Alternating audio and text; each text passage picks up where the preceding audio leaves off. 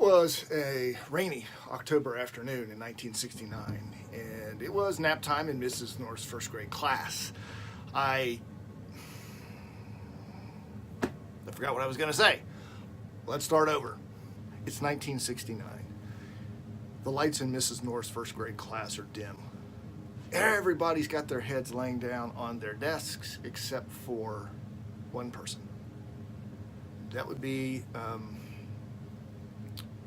it's an overcast day. It's rainy actually outside. Let's do it again.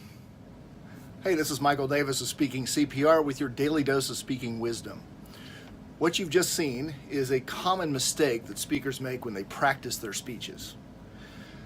Have you ever had a situation where you're practicing a speech, you get to a certain point and you get stuck? Typically, what do most people do when that happens? That's right, they go back to the beginning and they start over. This is a big mistake. How do I know this? Because for years, this is what I did. But one year, several years ago, 2006, I think, a world champion speaker named Lance Miller pointed out something very important.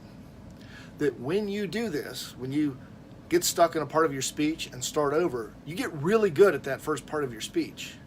But the rest of it doesn't get the same level of attention or practice. So what happens is when you get to a certain point that you've practiced over and over, but then you get to that part that didn't get a lot of attention, the speech falls off a cliff, so to speak. So how do you solve this problem?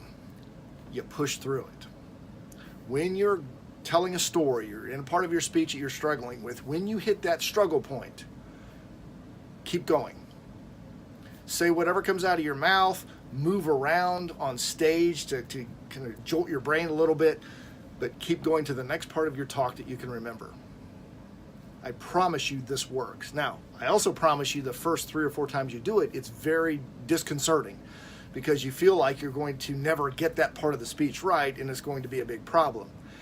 I had this happen to me earlier this year. I was working on a story and this one part I could not get past, and I took Lance's advice, kept pushing forward, and about the 4th time I practiced it, all of a sudden that part of the story I was struggling with went away.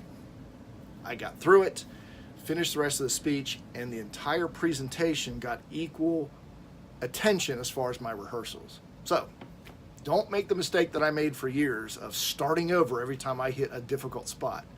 Keep pushing through. It'll be a little bit challenging at first, but I promise it's worth it because your entire speech will benefit from getting all that practice.